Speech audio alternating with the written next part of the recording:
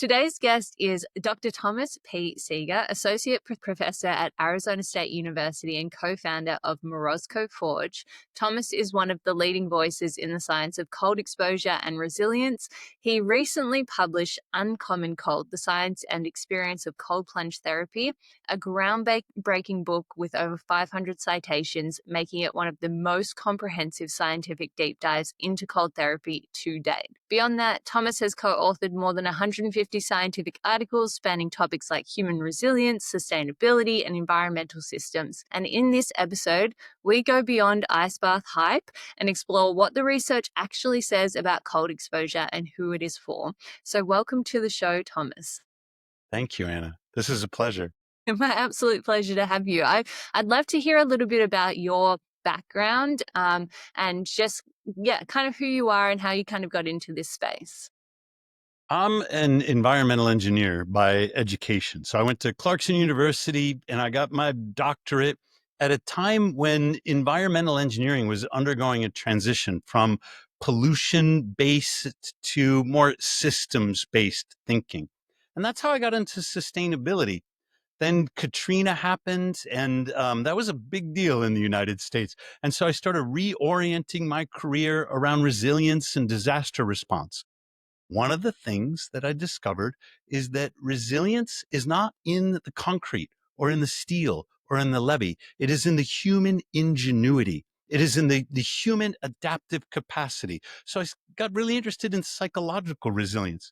Now, along the way, I started doing some Wim Hof style ice baths, and I had a health scare, and I had an elevated PSA. And I'll be damned if I was going to go have a biopsy. Instead, I did a ketogenic diet. I got myself in that ice water. I got my PSA back down. And the biggest sort of disaster of them all struck in 2020. That was the COVID lockdowns. And it wasn't so much the virus, it was the policy response to the virus that was this massive catastrophe. That's when I knew my career had to change. Instead of the concrete and the pavement and the pipelines and things like that, I wanted to get into human resilience, and I wanted to do it by promoting health and well-being, which is really what environmental engineering was all about in the first place. So I started writing articles and posting about my experiences. And of course, all the Twitter medical doctors came out and told me that I had no authority to say anything because my doctorate wasn't in medicine. Turns out that was a huge advantage. When it came to processing data and doing the math and understanding the environmental stimulus that would promote the body's capacity to heal itself, a degree in medicine was a serious handicap for most of the people that have it. So this engineering approach, I call it self-actual engineering. I'm now engineering for the top of Maslow's hierarchy rather than the bottom. It's not about the shelter and the safety and the clean water and air for me anymore. It's about becoming what Maslow called self-actualization, sort of realizing your potential, but becoming a better version of yourself than you thought you could otherwise achieve. Cold plunge, light, nutrition. So many things have been coming to light as a result of the disaster that was the lockdowns, that the whole ecosystem of curiosity has now changed in the way that I'm trying to keep out in front. Readers write to me all the time and they say, well, what do you think of this? Well, I had this experience. What do you think of that? And it sends me to the library. I got to sort through all the scientific literature. You mentioned the Uncommon Cold book. It's longer than my dissertation, for goodness sakes, Anna, because it turns out that the world is starving for reliable information on what really works in health and wellness. They know they're not getting it from pharma or mainstream media or the institutions that were, charged with public health. Now in the United States, we have Kennedy in charge of health and human services, and we have Bhattacharya in charge of the NIH, and we have Marty Makary in charge of the FDA. But my message, as much as I admire all of those guys and enjoy hearing what they have to say, my message is it shouldn't matter. You're the only person in charge of your health. And for you to exercise your responsibility over your own well-being requires you to educate yourself on what works and talk to other people about their experiences and have access to the technologies that engineers like me create. So I think you brought up a really good point about certain systems that have become really entrenched and kind of dogmatic in their approach to things, like especially within the medical system. Anything that steps on their toes or pushes against the status quo immediately becomes kind of labeled as alternative or like pseudoscience, or even if there is scientific literature and data to support the alternative approach, and it just hasn't moved into that mainstream approach. And that was really evident throughout the pandemic, because putting people into isolation where they didn't have the communities and social groups has done incredible damage to our young people in particular, with suicide rates going through the roof, but also just not getting the full picture of like what health actually is, right? How do we keep ourselves healthy in these times of uncertainty? And resilience plays a role in that, but having a flexible system that supports people to the changing needs is so, so important. So I think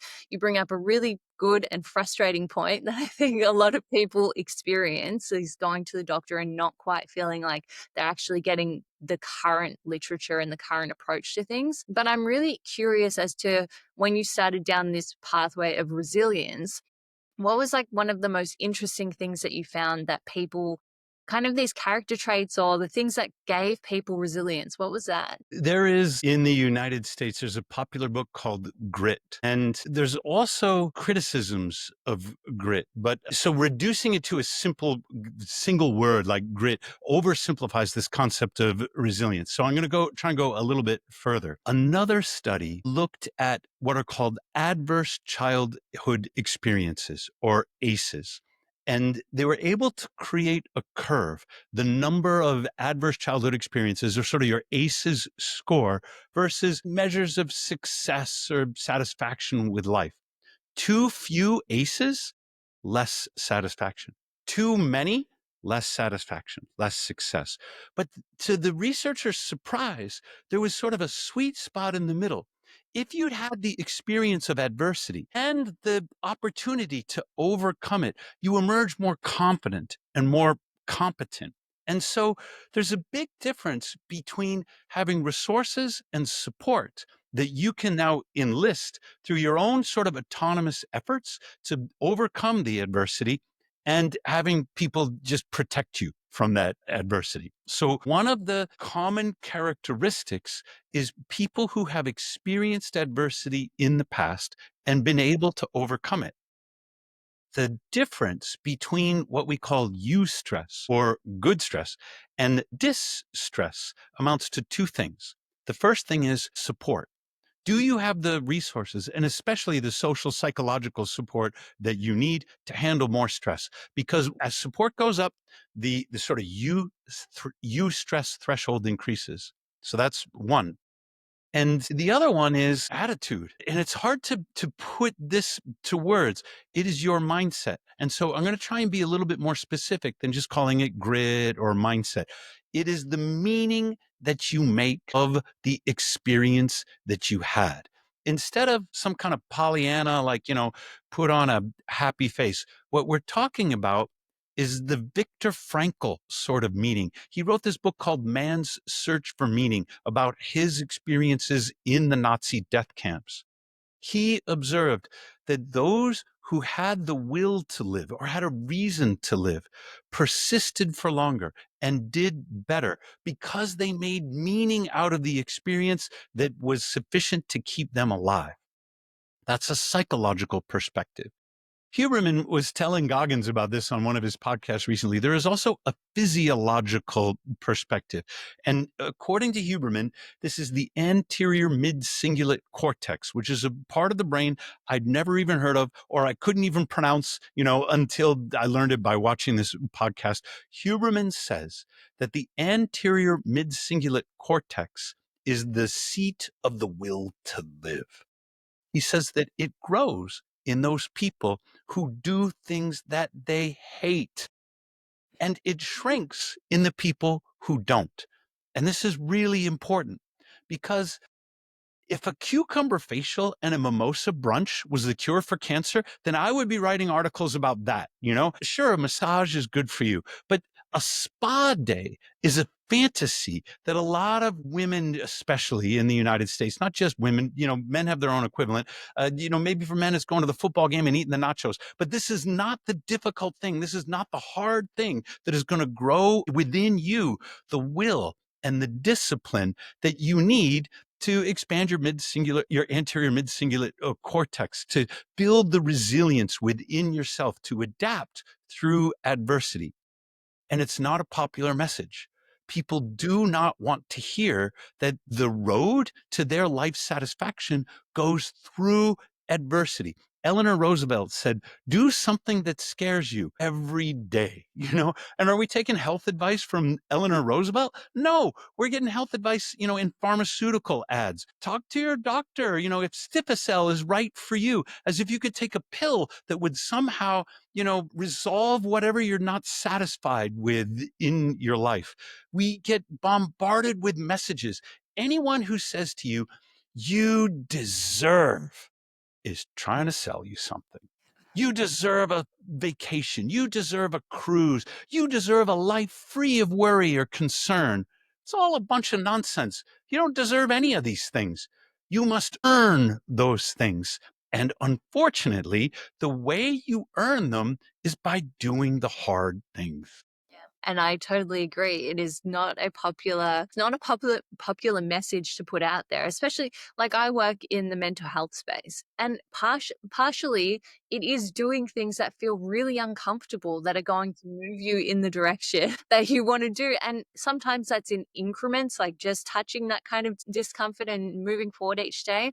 But sometimes it is going headfirst into the difficult, challenging space and realizing that you actually do have the capacity to handle whatever it is that's waiting for you on the other side. And I think that is a really, really polarizing and difficult message to share with individuals, because potentially we have succumbed to this idea that it should be easy, we should have the answers to things, we should, and we don't necessarily. And that makes us feel puts us in a position of being like, well, I'm going to kind of outsource my thinking to other people because I can't figure it out. And I think when we outsource our thinking to other people, we get we succumb to not having to do difficult things for ourselves, essentially. And so I always invite my clients and people that I talk to be the mad scientist, to experiment, to try lots of different things, to fail at those things, to absolutely hate something that I've suggested for you to do, because that gives you information. And that's all that we're ever doing as human beings, is accruing information. Learning.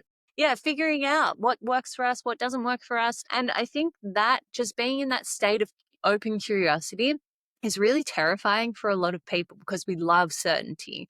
And so when it comes to, I guess, cold exposure, there's a lot of uncertainty around cold exposure, because it's become, I guess, Not really.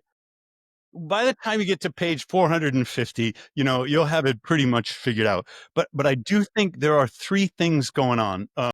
The first one is culturally, we are kind of coming out of this period in which it feels like everyone on social media is trying out for the victimhood Olympics. There are incredible incentives to outdo other people in like the depth of your victimhood and the outpouring of sympathy and sometimes resources. And so people are sharpening up their victim narrative, and it's very self-destructive. So that's one.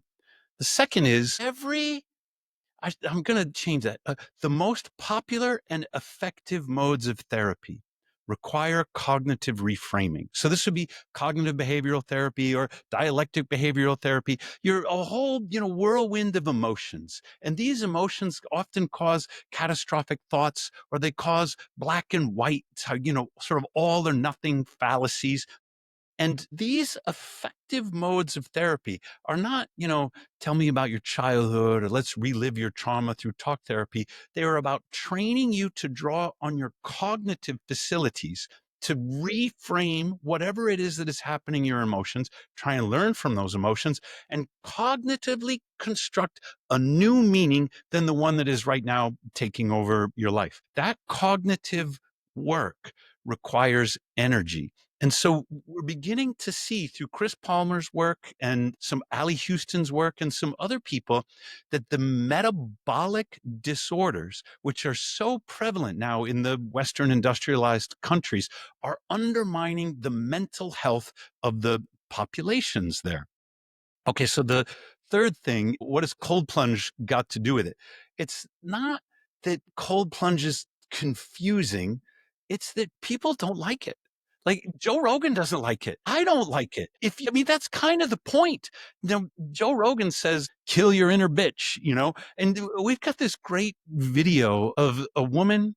She's going into the ice bath and you can see the ice in the bath, and she's like, look, I'm not in here to kill my inner bitch. I don't have an inner bitch, right? This is not the way that women approach the ice challenge. Maybe that works for men. Maybe that works for Goggins or Huberman or Seager or whatever. She goes, I'm here because the woman who comes out of the ice bath is better than the woman who went in. She's doing it because she knows her daughters are watching.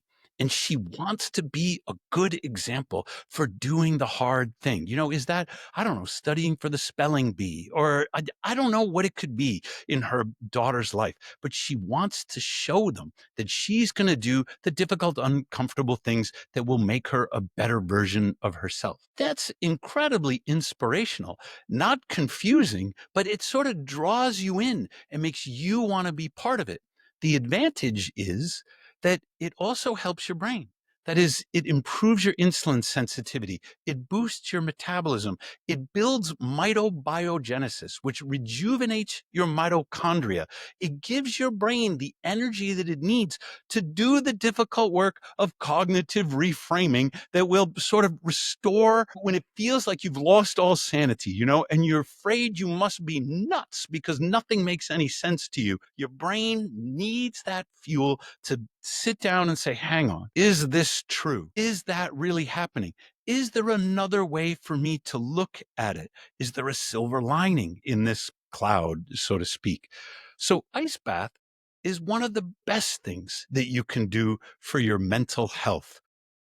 But who in their, who cares about their practice would advise their patients who are already in a low state to go torture themselves in an ice bath? I mean, it sounds awful. I mean, it's very difficult to say to a client, I think what you need to do is kill your inner bitch and get in the tub. Well, it's really interesting. Like, I've done a fair bit of research, not as deep as what you have gone on cold exposure and cold thermogenesis, but from my own anecdotal experience in my own personal journey, on the days that I have felt the worst, and I've done, like I said, cold exposure probably for almost a decade now, and I was resistant to it. My husband was like, you should have cold showers. You should have cold showers. Nah, I love my warm showers. I'm never going to do that. As soon I as hate cold showers. I started to do it, it changed everything, right? It changed my capacity to actually get out of bed in the morning and to meet the day. It changed my capacity to think logically and rationally about the issues that I was having. It gave me creativity. I had so much more energy and just a spark for life that I'd never experienced before, right? And it was one simple shift that I made in my life. And doing it, like the first few times, I was like, that was horrible. I'm never doing that again. But then you feel really good afterwards. So you have this kind of inner tension. You're like, oh, I don't know, maybe I'll try it again tomorrow, but I won't make it as cold. And then inevitably, once you're in there, you're like, oh, I'll just make it a little bit colder anyways, because I'm already here. And when I do this with my clients too, they all say how good it makes them feel as well. And I think it's getting over that first hurdle. Like, I don't know how long my husband tried to drum home to me, you should do this, before I finally like This decided poor guy. to try it myself. But it's getting over that first hurdle of, that sounds really horrible and I don't want to put myself into that horrible position, because on the outside of me thinking about this decision is anxiety, uncertainty, discomfort, fear of how my body's going to react.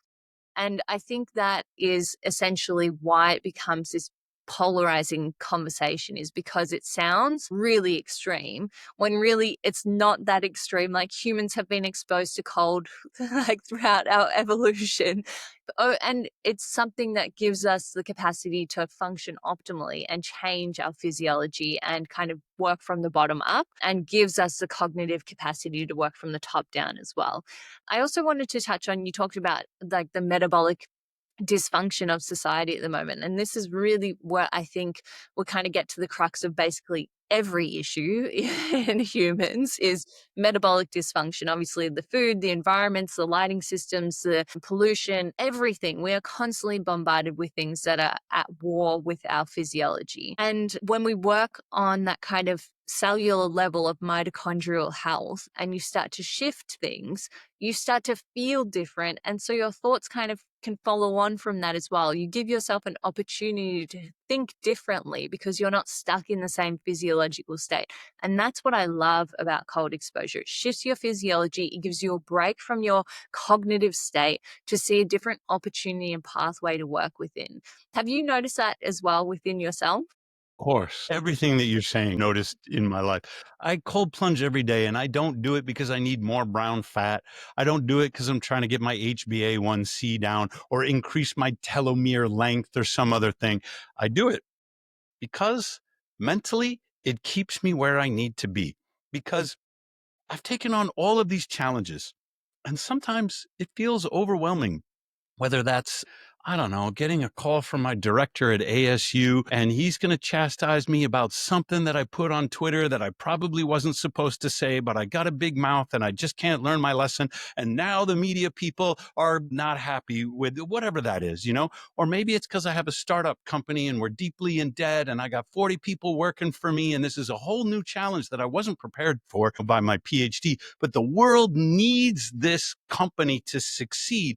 And so all of these, it could be an argument that I had with my girlfriend and I just got to get in the ice. I have to overcome that anxiety, let it melt into the water. Sometimes I will start shivering like 15 seconds in, and it's not for thermal regulation.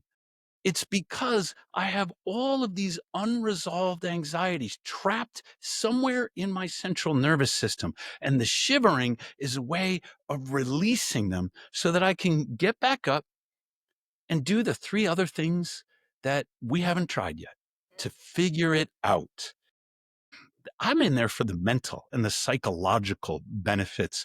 The metabolic benefits are sort of now for me, they're along for the ride. However, something like 85% of American adults suffer from some degree of insulin resistance. And I'm getting this from Ben Bickman, who's a friend, and I've learned a lot from him. He wrote a book called Why We Get Sick. And he showed that every single leading cause of death from chronic illness in the United States originates in metabolic dysfunction. Well, your metabolism is your mitochondria. Your mitochondria are the conduit through which all energy that your body relies on, with some meaningless exceptions. The mitochondria are life, because life is the flow of energy through the structure of your body. Everybody from Mark Hyman to Peter Attia to David Sinclair, who's doing these like gene personalized profile things where they look inside your nucleus and they want to identify the chromosomes or they're all looking in the wrong place. You need to look at the mitochondrial DNA, because the mitochondria can provide the energy that turn off and on the genes in the nucleus. It is the mitochondria that provide the energy for the synthesis of the RNA and the proteins that the nucleus are encoded to do.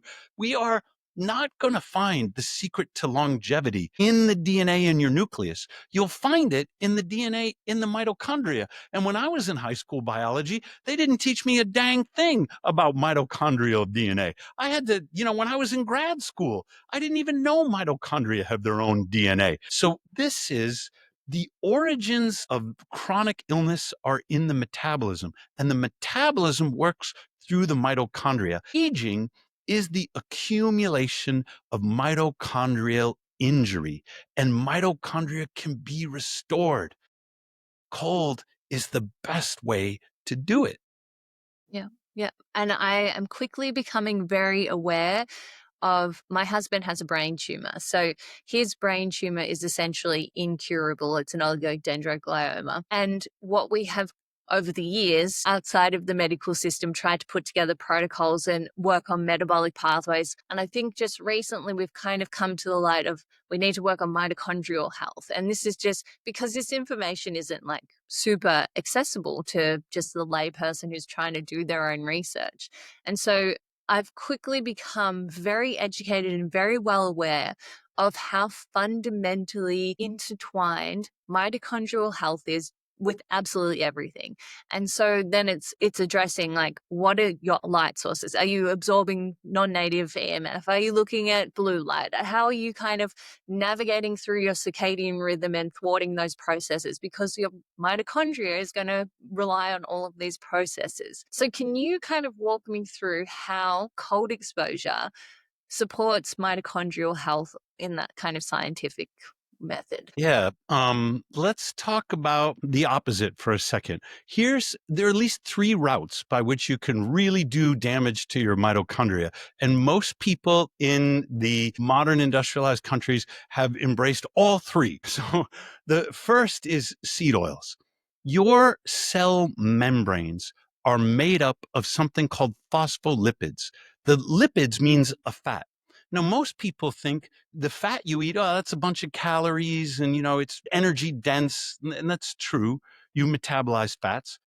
But fat make up these critical material elements of your body, including your cell membranes. When you eat too many seed oils, your cells have no choice but to make the phospholipid membranes out of the omega fatty acids that are in the seed oils rather than out of the omega 3 that are in fish and animals. And okay, the wrong phospholipids results in the wrong transport processes. And to get to the mitochondria, you have to get through the first cell membrane. So that's one layer of phospholipids. Then you have to get through the mitochondrial membrane. That's another layer of phospholipids. Then you have to get to the inner mitochondrial membrane to do things like synthesize sex hormones from cholesterol. Without proper functioning membranes, you don't have proper functioning membrane transport processes, your metabolism becomes disrupted. So the first route to mitochondrial injury are these ultra processed seed oils. The second one, screw up your sleep. That's a great way to screw up your metabolism. Mitochondria make melatonin. Melatonin is an ancient molecule. Like it goes way back before any resemblance of life as we've come to understand it. And the mitochondria make their own melatonin to protect themselves from something called reactive oxygen species. When the mitochondria are overworked, they sort of accidentally produce ROS. Now, that's not necessarily a bad thing because the ROS signals a process called mitobiogenesis. There's mitophagy, which is removal of the damaged mitochondria, and mitobiogenesis, which is sort of the rejuvenation, that is the proliferation, the creation of new mitochondria. And a little bit of ROS is a good thing because it's a hormetic stress. Too much ROS, or this is a better way to put it, reactive oxygen species without a break, without a recovery period, without a time for that mitobiogenesis to take place, just results in chronically damaged mitochondria. That will screw up your metabolism. And as you probably know, melatonin is connected to your sleep cycle. Insufficient sleep is likely insufficient melatonin to protect your mitochondria from this action of the reactive oxygen species. Third route is light hygiene. Screw up your light. Get to your blue light at night is a great way to create mitochondrial damage. So let's say that you're doing all three of these things wrong. You are stressing your metabolism without giving it a period of recovery. Now, ironically, you could exercise too much. You could cold plunge too much. You could take these things which ordinarily stimulate, as hormetic stressors, positive changes in your metabolism. And if you overdo them, that is, without giving your mitochondria a break, then they'll never recover either. What you need is exercise, recovery, bright days, dark nights, periods of feasting, periods of fasting, periods of heat and periods of cold. The human body is built for this variation, stress and recovery. Where it goes wrong is we don't get cold. We have our heated leather seats. We have our climate controlled apartments. My grandfather was born in 1906. He didn't come home to hot and cold running water. He didn't even go to the hospital to be born. Like, hot water, plumbing in the sense that we know it, is a very new phenomenon. And yet we take it for granted. Anna, you love your hot showers. Well, congratulations, because your grandma probably had an experience where she was like, wow, hot water. We aren't built. Our bodies expect cold exposure. And when we don't get it, it's no wonder we become dysregulated. Brown fat is a human adaptive response to regular cold exposure. And it used to be that medical doctors thought, well, there's no such thing as brown fat in adult human beings because we led such comfortable lives free of real cold that they couldn't find brown fat in a human adult until this Swedish team of researchers started looking at cancer patients doing PET scans. And they noticed these sort of symmetrical dark spots that couldn't be explained. And they said, we think that's brown fat. Turns out 5% of the adult human population surveyed had detectable brown fat, which means 95% didn't. And if you exercise, which is a wonderful, healthy thing, as you know, and if you get enough sunshine, which is a wonderful, healthy thing, as you know, and if you get enough sleep, which is a wonderful, healthy thing, you will not recruit brown fat. Cold is the best way to recruit and maintain brown fat. And some people might say, what do I need brown fat for? If I'm not going to be cold, what's the big deal? But brown fat is an essential secretory organ. That is, it produces neuroprotective factors that help heal or protect the brain from injury. And so brown fat isn't just there for non-shivering thermogenesis. It's also in constant communication with the thyroid.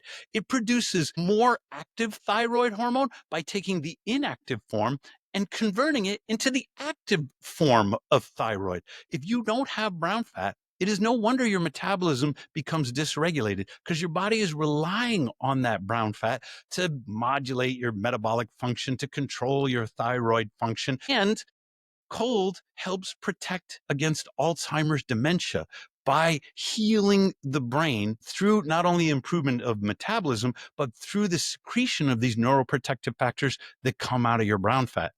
So it leads me to ask, what is your husband doing for cold? We have a cold, just a makeshift cold plunge, but we also do like face plunges every day and trying to do as much cold exposure as like we should each day. What do you like about the face plunge? I think his reasoning was that it's closer to his brain, and he was like not sure whether he should submerge his body or whether he should get the kind of mammalian dive He reflex said going. submerge his body. Yeah, submerge body. Dave Asprey does these videos and he says, oh, you can get all the benefits from cold plunge by just sticking your face in a salad bowl full of ice cubes. And that makes zero sense. And intuitively it makes zero sense. So they say, oh yeah, activate your mammalian dive reflex, as if the mammalian dive reflex were the only benefit of a cold plunge. So you have a makeshift cold tub. What have you got, Anna? It's just one of those like blow up kind of pool type of things that we use. Where do you live? I live in Victoria, Australia. Odin, they make a good product. They have a 26-week lead time, last time I heard, which means, good Lord, that's a 6-month lead time. But call Wyatt. He's got his own health origin story. Call him and say, Seager at Morosco told me to call you, even though you're a competitor that sells to his customers in the United States, because my husband has a brain tumor. And right now we're using cheap Chinese inflatable tubs that are full of brominated flame retardants and phthalates and bisphenol A and things that are no good for your husband. And then see if Wyatt has something that he can do for you. If he doesn't, then call me back and we'll figure it out. Thank you We very got to get your husband in a real cold tub. That's very, very kind of you. Thank All you. right. I Yeah. really appreciate that. He put together all the questions that he wanted me to ask you today. So that was definitely one of All them. right, great. whether it was the face or the body. So we're definitely Cold showers are not the same. no. There's a good study out of Finland comparing partial and whole body cold water immersion. So there's something called cold stimulation. If you just take a hand or the face, that's not cold exposure, it's cold stimulation. And I don't know at what level, if you soak your legs up to your waist, well, would you call that cold stimulation? That's partial body cold immersion. And the effects on the nervous system can be different. So, for example, when you go whole body, that's when the dive reflex really kicks in. Your heart rate will go down. Your brain waves will slow. And of course, you can stay in there for 3, 4, 5 minutes if you like, whereas you could never do that with your salad bowl in your kitchen. I advocate for those people who have a real need for the cold, like your husband does, to go whole body in a real ice bath. For the people who are just kind of experimenting and say, I saw a podcast and it seemed like a fun thing. So I went down to Costco and I bought an inflatable, set me back $250 or whatever. Get yourself started. It's okay. I hate cold showers, but I'm not going to tell people not to do them. There are good metabolic benefits from them. Your husband needs a more serious and regular protocol. That's right. I'm going to rapid fire some questions that I got because I think there is a lot of noise in this space, and hopefully we can kind of cut through that with some scientific backing of what is right and wrong. But in terms of how long and what temperature people would get the most benefit from cold exposure, what are we looking at, and does that vary between men and women? It depends upon your prior state of cold training. There is a misconception that is going around the internet right now, and it's because Stacy Sims has been on Huberman. She's been on Diary of a CEO. She's been on Mel Robbins. Mel Robbins is a Morozco customer, and Mel has the #1 best-selling book on Amazon right now. So many women are tuned into whatever Mel says. And so Stacy goes on Mel's podcast and says, well, women are more sensitive to cold. And it is a misinterpretation of the science. There is a study, and it was with Dutch subjects, and it put on a cooling vest, and it said, hey, when do they start shivering? And they separated the data. They said, well, men start shivering at this temperature, and it was fairly cold, and like 10 degrees C or whatever. And women start shivering at this temperature, 13 degrees C. Well, look, women must be more sensitive to cold. It had no understanding of mechanisms. It had no explanation of physiological differences. It did not control for prior cold training. And it excluded any woman who was in the active portion of her menstrual cycle in which she would be menstruating.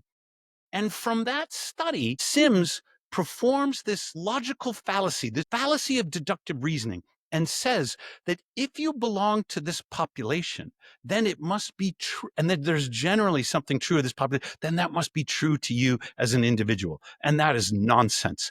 The difference between the individual men, that is, the man who is most sensitive and the man who is least sensitive, was very large. Let's say it's 12 degrees C.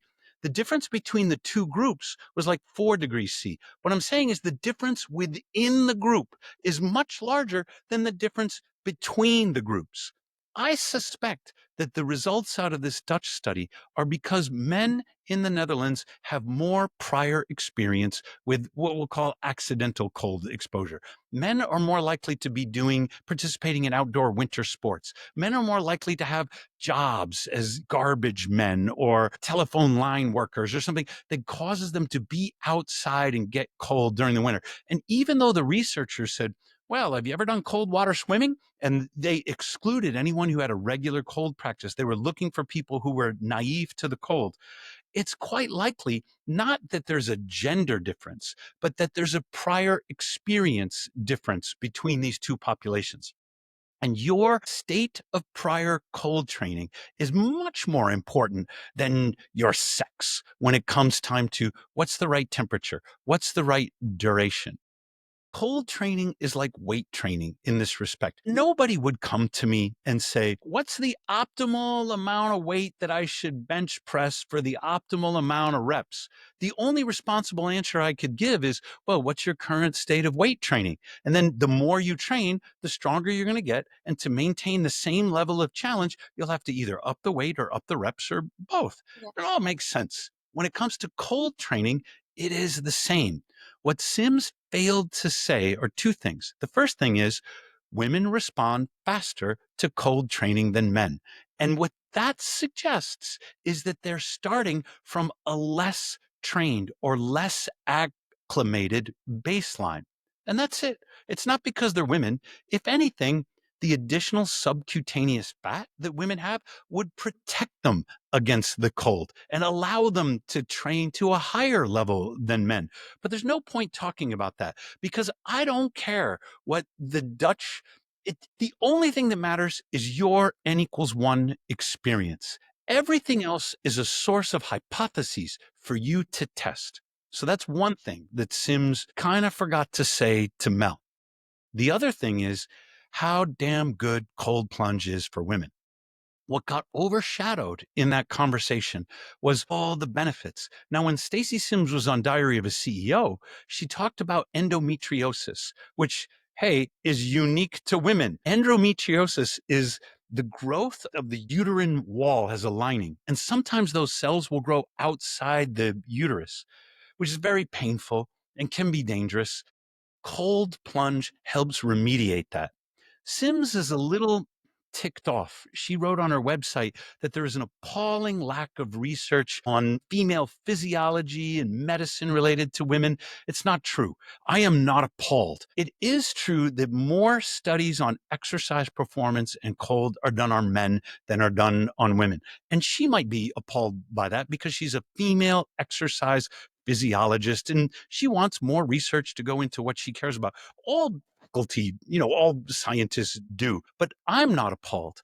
There's a lot of data that she hasn't cited on gender differences and on women. And what this data shows is that cold plunge is one of the best things that a woman can do for her body. It improves her testosterone levels. It improves her, unless she's got PCOS, unless her testosterone is too high from polycystic ovarian syndrome, in which case it will resolve the PCOS by improving the insulin sensitivity and bringing the testosterone down. So overall, it improves her sex function, improves her fertility. It is a wonderful thing to do when you're pregnant because it's associated with better birth outcomes. It improves bone metabolism. So if you're worried about osteoporosis because you're postmenopausal and you're worried about your blood thinning and you're getting older, then great. Read the studies on cold and markers of bone metabolism. Get enough magnesium because in the absence of magnesium, there can be an adverse effect on the bones.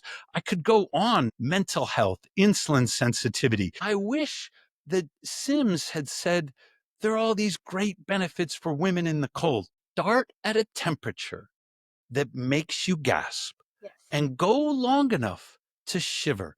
It doesn't matter what that temperature is. Wherever you need to start, just start. If you feel when you get in, that's cold enough for you. And if you go long, when you're just starting out, if you go long enough to start shivering, and that could be 2 minutes, 3 minutes, 4 minutes, then you've activated that nervous system response that is going to recruit brown fat into your body. After a couple of weeks, you don't need to shiver anymore. You will have got enough brown fat to maintain non-shivering thermogenesis for at least a few minutes. I wish that Sims had said this rule of thumb, go cold enough to gasp and long enough to shiver. It applies to men and women. It doesn't matter what the temperature or the duration is. You must listen to your own body and respond to the signals that it's giving to you. Instead, what happened is now my DMs are lit up with women who said, I've stopped cold plunging. I heard from Sims that it's not good for me. And that's not what she said.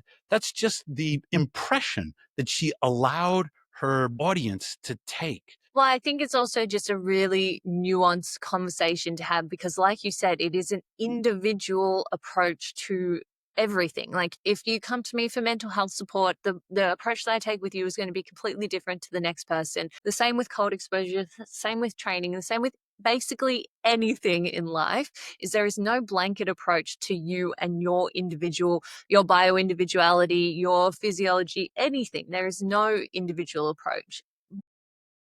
I think you're totally right. Sim said something about women having more subcutaneous fat. Now, you could say, okay, look, as a population, yes, women have a higher body fat composition and most others subcutaneous great. But you look at Sims and you look at me. Who's got more subcutaneous fat, Stacy? Like, I know I'm at 26% and you are lean and ripped. What is true of the population is not true of the individuals. And so this is the fallacy in that kind of thinking, and why you're bringing it back to what worked for you. You don't know, like, you've got your p hack point statistically significant. Well, which group are you in? Are you in the 99% that got a signal, or in the 1% that isn't? The only way to find out is to give it a try. Yes. And the other thing that you were talking about just then, about how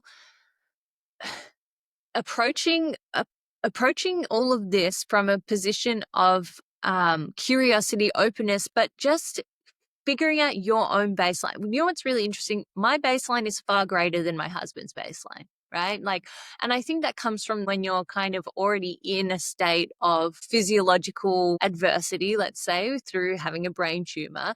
You're already kind of a little bit averse to challenging Yes. things. And so Yep. it's really interesting. We both get in the same ice bath. I can hang out in there for ages before I start shivering. I've been doing ice baths and cold exposure for many, many years now, right? And so even on a day-to-day basis, my baseline changes. Sometimes it feels really cold and a shock to my body. And I notice that changes throughout my cycle. And what do? I just adjust the amount of time that I'm in the cold for. Like, that is Shocking. purely it. And I think that comes back to trusting our own instincts, trusting our body, not having to defer to other people for the answers about what's right for us, because instinctively and intuitively we know, and our body is sending us so many messages about, hey, maybe you're getting a little bit too cold, it's time to jump out now. And I think this is where it becomes challenging sometimes, because something bad will happen, an adverse event will happen, because someone hasn't trusted their biological and physiological instincts and they've pushed themselves too far. And that can be the same of breath work, it can be the same of light exposure, that can be the same in any area that you find yourself in. If you push it too far and you don't listen to your own alarm system, then it's going to have adverse events. Of how do you know what's too far Mm. until you get there? How do you know what your limits are until you exceed them? Well, I was dating a woman with a daughter who was born with cerebral palsy, and she doesn't have the same sensations from the waist down that you and I, take for granted. When this girl was 9 years old, she saw me cold plunging. She's like, "Hey, mom, can I want it?" Because that's what 9-year-olds do. They want to do what the grown-ups are doing. She went in just her feet because mom was a little, hesitant. She said, "Well, this feels really good. Can I go up to my waist?" Went up to the waist. "Oh, my legs really love this sensation. Can I go up to my armpits?" Mom couldn't even watch because mom's emotionally connected to the child. And she assumes that the feelings she's having, this mother suffered from Raynaud's, and just watching her daughter in the cold was giving her some of the same psychological reactions of Raynaud's. That child went in. Now, fast forward 5 years, because it was the child's experience that gave the mother the courage to get in the ice bath herself and resolve her Raynaud's. It's 5 years later. Joe Rogan has done 20 minutes on Instagram in his Morosco, which is the most boring 20 minutes of Joe Rogan you're ever going to see, but it created kind of a sensation. The child was like, "So 20 minutes, that's kind of like, that's the threshold. Well, I can do that." Well, she goes in, she does the 20, and I'm getting text messages from her mother. "She's at 22. Is she okay?" "Well, she's fine." "She's at 25. She says she wants to keep going. Is that all right?" "There's no big deal. It takes an hour for hypothermia. Don't even worry about it." "Well, she says she wants to go longer. She's at 30 minutes. I'm really worried." I texted back, "Get her out of there. yeah. She barely walked." She had gone too far. And I think it was because she doesn't have this. It feels good to her. It gives her a sensation that puts her in touch with her legs in a way that she's not used to experiencing. But when she came out, she had overdone it. Now there's no permanent damage. I mean, she's doing great, right? But we needed to do rewarming. And I don't have a sauna. I live in Phoenix. We put her in the car. We cranked the heat up all the way. We parked in the sun. In Phoenix, that's practically a sauna. And so we use this sort of external rewarming. The cold is protective of the body. Unlike the heat, if you overdo it in the sauna, you can do serious damage to your brain. But if you overdo it in the cold, then give yourself a minute, Don't operate any heavy machinery. Read warm with a red light or a sauna with a little bit of exercise. You'll come right back. Yeah.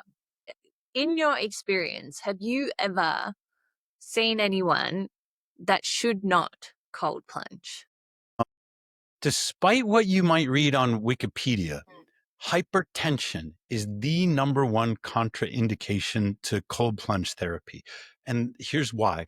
When you get into the cold water, vasoconstriction will shut off the blood flow to your extremities. And that means that it pushes the blood into your core and your brain, which is typically not cold.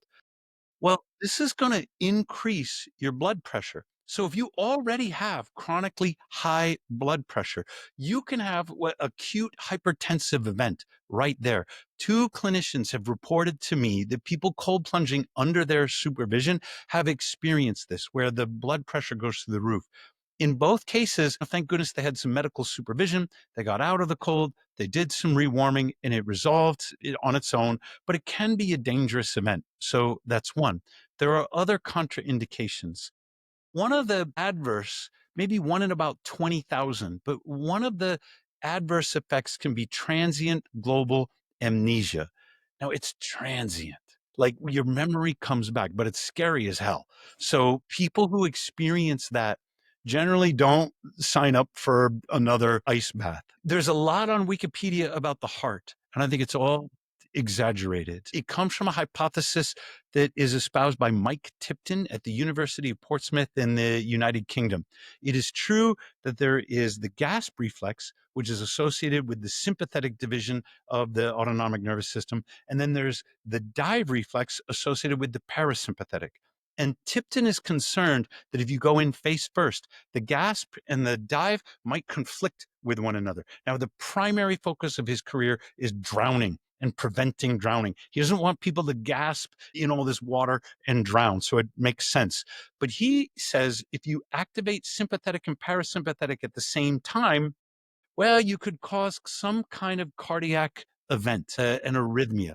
There is a natural tachycardia, which is an acceleration of the heartbeat associated with the gasp reflex, and then a deceleration or brachycardia associated with the dive reflex. So your heart is doing a lot of things. Tipton's concern is maybe the conflict, what he calls autonomic conflict, could not be good for your heart. He also gives some good advice. Breathe. Go in feet first, not face first. Go in feet first and breathe.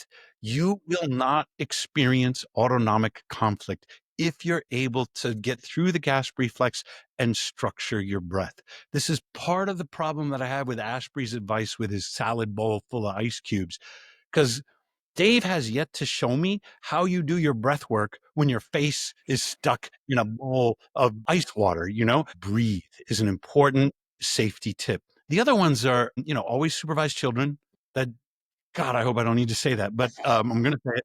Um, Plunge sober. Never, plunge under the influence of some mind altering drug, because the ice bath is mind altering enough. And I've got other safety tips listed on my website. You might think Raynaud's is a contraindication, but Raynaud's is actually a reason to do what's called stress inoculation, it's sometimes called, or exposure therapy. You start at a warmer temperature, you breathe, you work your way down gradually, and you can overcome Raynaud's using a cold plunge therapy approach. I've got 3 case studies of women who have done it. Isn't it incredible? I feel like this such accessible thing that we have in our taps, in our homes, available to us to be able to expose ourselves to cold has such a plethora of benefits, not just for our mind, not just for our body, but just for like this. And I hate the word holistic because I feel like it's been played out, but holistically shifting the paradigm of our health in a way that's going to positively impact Yep. us. We have been severed from our environment. We have been told